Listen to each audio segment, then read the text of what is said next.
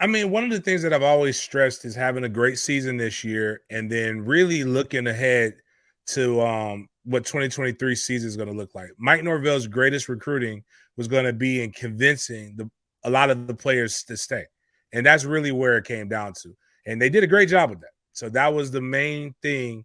And then they added key pieces through high school recruiting, and they just got better in the transfer portal. So it wasn't is it acceptable? No.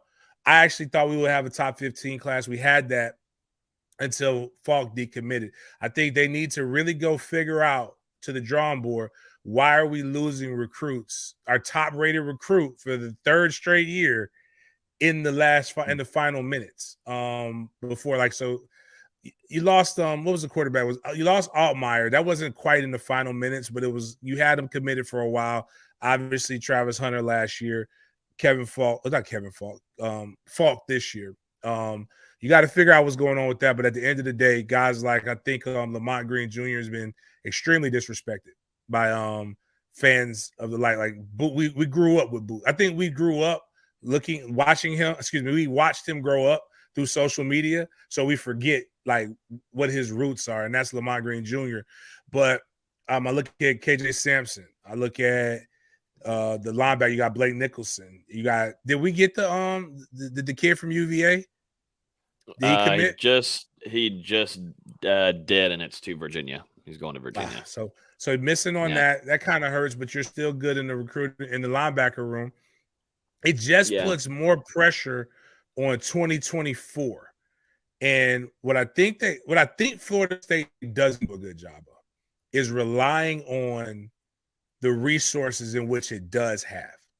One of the things in Georgia, I've stressed this, in the Southeast, but in particular Florida and Georgia, you have alumni who are in every major hotbed who are willing to do whatever you want us to do. You got to equip us.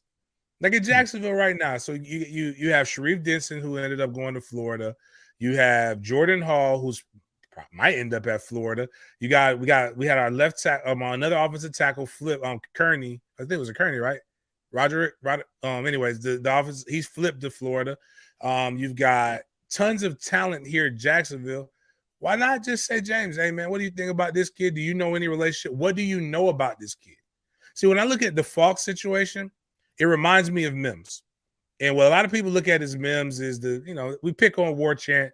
And yes, War Chant probably dropped the ball and announced it too early. But that mom is extremely religious. And they tied it in very Southern, and they tied it into a sign from God and whatever. I'm not here to argue that. I just know that's what the people think.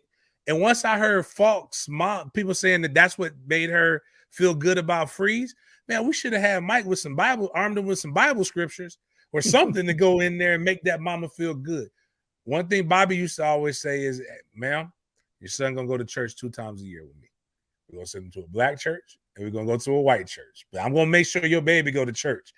It's just stuff like I say that facetiously, but like you have to find what these people care about, and you have to always pull at those things. And that it's recruiters recruit. You're always recruiting. It's like a relationship.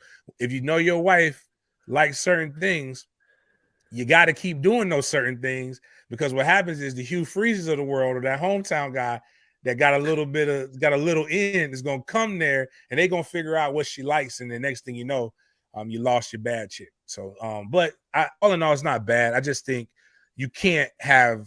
I'm not gonna sit here next year and say, "Oh, we have another subpar recruiting class in the top 30s," and that's okay, no matter what we do in the transfer portal. So you just hit an angle that I don't think about. That I look at these recruiting staffs and these coaching staffs and think, how in the world did they recruit all these kids and look at all this tape and build relationships and text constantly when they're trying to run a 105-man roster and do all the things that they do with the current team? And you're talking about outsourcing a lot of this stuff and saying, let's use our resources here and all the people on the ground that love our football program and love our team and former players and all these people that can talk their language and know their area and know what their family's into and all that you can take advantage of. Man, there's people's grandmamas I know. Like I remember, and I'm sure Logan can tell you the same thing too. But the amount of people that there was a 5-star wide receiver from Texas, in the 2024 class. Family reached out. We don't have an FSU offer. Said, oh, well, that's interesting. Don't know why you don't have that. They said we got offers from everybody. We've been watching. We like them. Why don't we have an offer? And I'm like, I don't know, but I can send a couple text messages and we can figure out why this happened. Well, the kid just so happened to be coming to Orlando for his little brother's Pop Warner National Championships. So obviously from Texas, you drive and it ain't but one way to get there. It's 2 places you got to drive through on your way down that way. You got to drive through Tallahassee and you got to drive past Hogtown to get to Orlando. It's I-10 to 75, very easy. Not a lot of ways to get lost there. Well, all they wanted was an opportunity to come and tour the campus. Things got lost in translation. It was last minute, but I'm just saying that's just little things on my part. And what I try to tell people is now we are a prideful bunch. My job is to cover Florida State. My job is not to get recruited. I don't get paid $500,000 a year.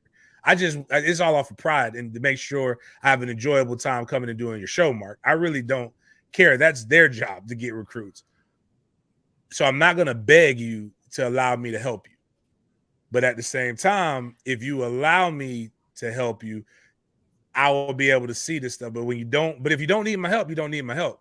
But you are going to be held to the standards. Like I tell people, I'm like my grandmama. My grandmama going to give you the shirt off her back. But if she told you something to do to avoid her having to take that shirt off her back, oh, you're going to hear every second of her taking that shirt off. You're going to hear her mouth. And I think that's just what it comes down to. They just got to get a little bit more creative. It's not about money. We have the money, but if where we lack the money, we lack creativity.